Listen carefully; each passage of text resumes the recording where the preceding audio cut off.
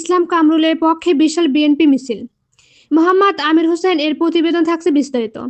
সুনামগঞ্জ এক সংসদীয় আসনে বিএনপি মনোনয়ন প্রত্যাশী কামরুল ইসলাম কামরুলের পক্ষে তাহিরপুর উপজেলায় এক বিশাল মিছিল অনুষ্ঠিত হয়েছে।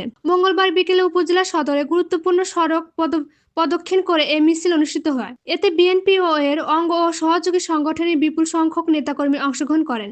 মিছিলে তারা দলীয় পতাকা, ব্যানার ও ফেস্টুন বহন করেন এবং বিভিন্ন স্লোগানের মাধ্যমে কামরুল ইসলাম কামরুলকে বিএনপি মনোনয়ন প্রদানের জোরালো দাবি জানান।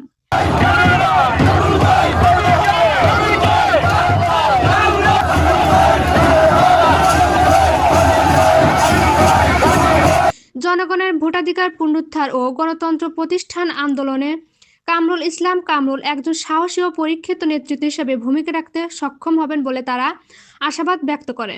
মিছিল শেষে এক সংক্ষিপ্ত সমাবেশ বক্তারা দলীয় শৃঙ্খলা বজায় রেখে আন্দোলন সংগ্রাম জোরদার করার আহ্বান জানান। এছাড়া সুনামগঞ্জ এক আসনে বিএনপির বিজয় নিশ্চিত করতে সবাইকে ঐক্যবদ্ধ থাকার অঙ্গীকার ব্যক্ত করা হয়।